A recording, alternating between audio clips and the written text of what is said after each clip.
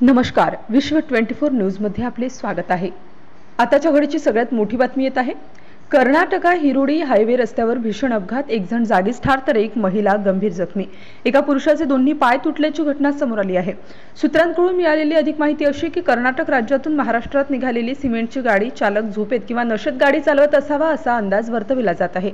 मिळालेल्या माहितीनुसार ड्रायव्हरचं नाव उमेश लक्ष्मण बनसोडे, राहणार बुरानपूर, हा सिमेंटची गाडी कर्नाटकमधून महाराष्ट्र घेऊन जात होता। रात्रीच्या वेळी 10 एप्रिल रात्री ही घटना घडलेली समोर येत आहे। गाडीत एकूण तिघे प्रवास करत होते, 2 पुरुष एक महिला। महिलांचे नाव शिवम्मा गुंडाप्पा गोंदे। महिला वागदरीच्या हायवेवर हॉटेलमध्ये काम करून ती घरी जात असताना हा अपघात घडला अशी ती समजते आहे।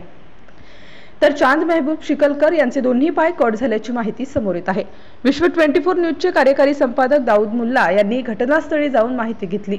घटना घडल्यानंतर 2 दिवसांनी कर्नाटक पोलिसांनी दखल घेतली व जागेवर पंचनामा करण्यात आला।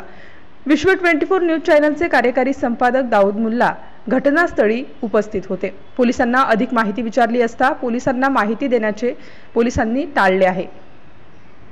विश्व 24 न्यूज साठी प्रतिनिधी दाऊद मुल्ला।